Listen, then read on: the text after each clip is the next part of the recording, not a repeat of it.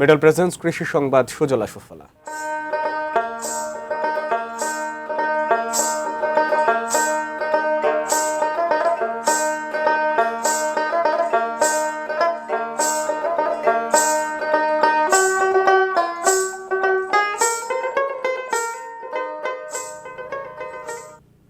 ডিজেলের চরম সংকটের মধ্যেও স্বস্তিতে রয়েছেন কুষ্টিয়ার বোরো ধান চাষিরা। সংকটকালে এখানকার বোরো চাষিদের জন্য আশীর্বাদ হিসেবে কাজ করছে গঙ্গা কপোতাক্ষ বা জিকে সেচ প্রকল্প। শুধু কুষ্টিয়ায় নয়, পাশাপাশি চুয়াডাঙ্গা ও ঝিনাইদহ জেলার বেশ কিছু বোরো চাষিও এই সেচ প্রকল্পের পানিতে চাষাবাদ করছেন। কুষ্টিয়া প্রতিনিধি শরীফুল ইসলামের পাঠানো তথ্য ও ছবিতে ডেস্ক রিপোর্ট।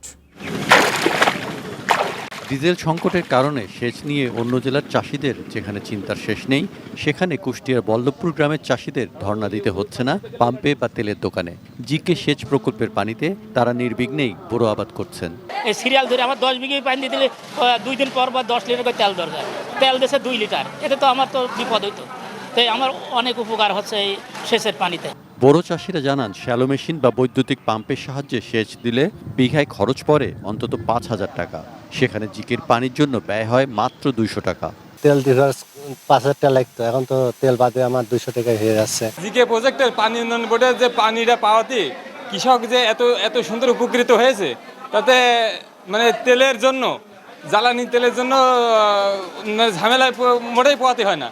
কুষ্টিয়া জেলা ছাড়াও চুয়াডাঙ্গা ও ঝিনাইদহ জেলার বেশ কয়েকটি উপজেলার বোরো চাষিরা এ সেচ সুবিধা পাচ্ছেন। জিকে সেচ প্রকল্পের পানি সর্বোচ্চ ব্যবহার নিশ্চিত করে উৎপাদন অব্যাহত রাখার লক্ষ্যে কৃষকদের সাথে মতবিনিময় করছে স্থানীয় প্রশাসন। মূলত আমাদের যদি এই প্রকল্পটা 4টা জেলায় বিস্তৃত এবং 13টা উপজেলায় বিস্তৃত, আমরা তো সবগুলোই জেলা এবং উপজেলাতে আমরা এখন পানি দিতে পারতেছি। আমরা জানেন যে আমাদের 2টা পাম্পই সচল আছে।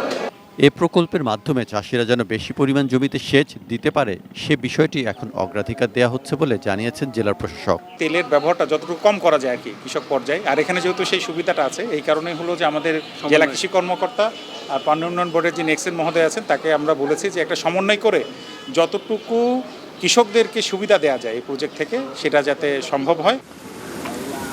সৈকত Dasgupta, desk report, ATN news.